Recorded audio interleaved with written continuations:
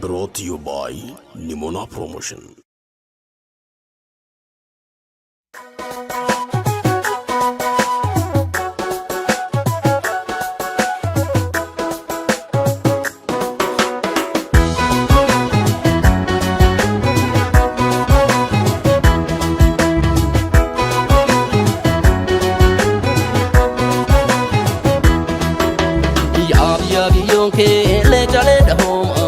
Badhaadhaa-Rooban Oromia harmeegi ifti dure Gaaromsaa Badhaadhaa-Rooban Kansirni safuudhu dansirna nyumaa kee gara nama nyaatu yaa haadha gadaa meesii garaa kee horee hunda baatu.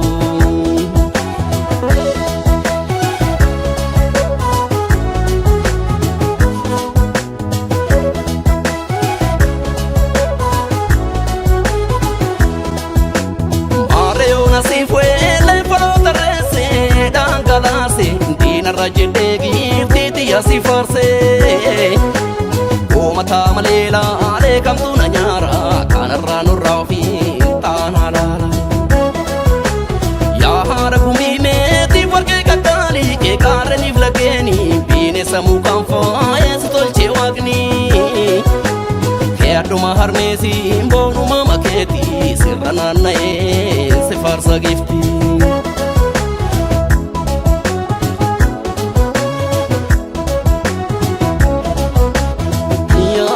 to biyo umamni kule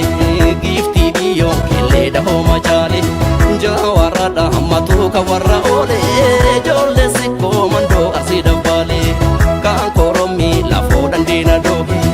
to shimala na ka hole nahe tu da makora da warra shaeda ke saba elo he warar geda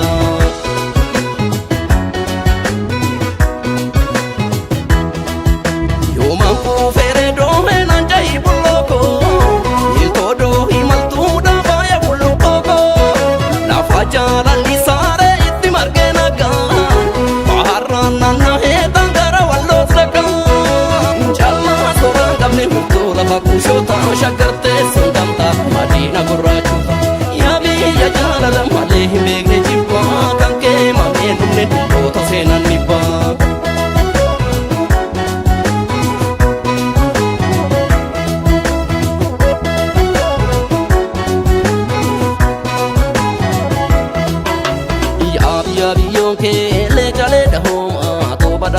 Badhaadhaa-Rooban Oromia harmeegi ifti dure Gaaromsaa Badhaadhaa-Rooban Kansirni safuudhu dansirna nyumaa kee gara nama nyaatu yaa haadha gadaa meesii garaa kee horee hunda baatu.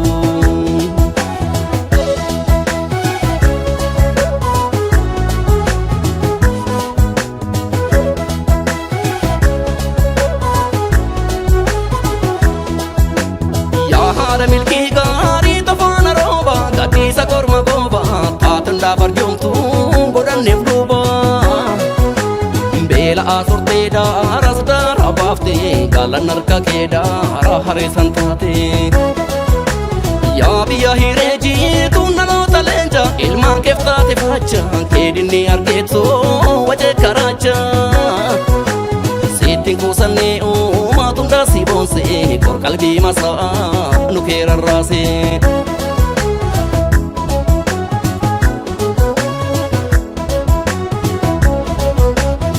Kansir nabba gadabul mata kenya Bumachine nyaftane fakenya Nkehen gafa kambora na barentu Dawen ujira lita lita biftu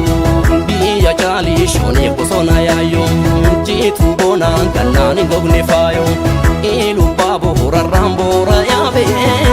Hagibe gamate tisgarmame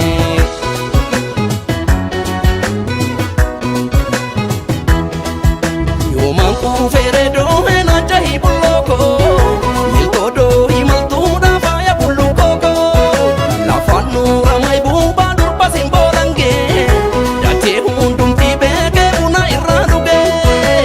Jimma rangari enke tabaro da bakare godana lagarra sarreda ya biya jala jaalala malee hin beekne jibbaa kan kee malee dhumne dhimmoota seenan dhibbaa.